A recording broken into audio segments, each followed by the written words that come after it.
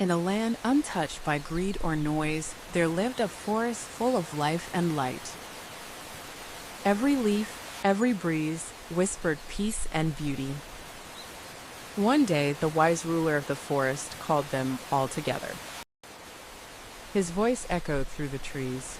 Our home is sacred. We must keep it clean. From the tiniest bird to the tallest tree, every creature agreed. Together, they promised to protect the beauty they shared. The next morning, they began their work with laughter and song. The forest sparkled again, alive with gratitude. But not everyone cared. The donkeys mocked the workers, throwing trash where they pleased, proud in their foolishness. A brave rabbit tried to stop them, but they only laughed. So he ran to tell the truth before their behavior poisoned the land. The ruler came, disappointed, yet kind. Change your ways, he warned, or leave this forest forever. And so the donkeys left, laughing as they went.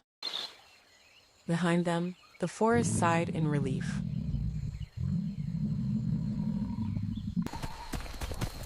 After many days, they found a land of waste and ruin.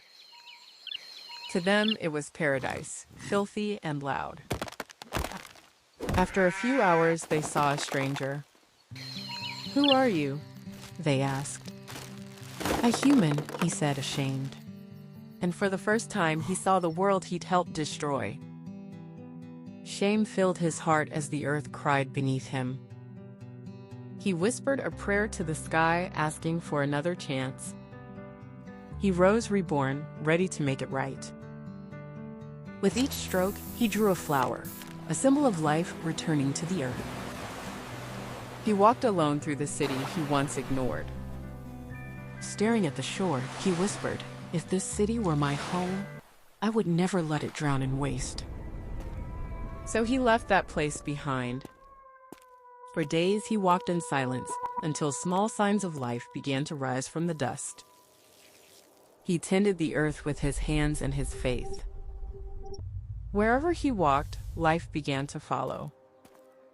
At last, he reached a place built on care and kindness, the city of love. Here, people lived in harmony with faith, beauty, and each other. They stayed and learned that beauty blooms from effort. In unity and love, they found true peace. Years passed in peace, and the city bloomed around the man. Yet in his heart, he felt a pull, a whisper from the past, calling him home.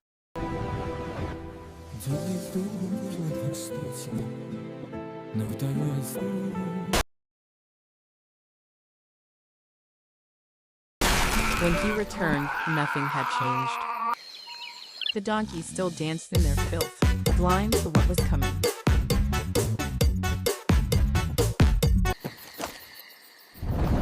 Then came the storm, fierce and wild.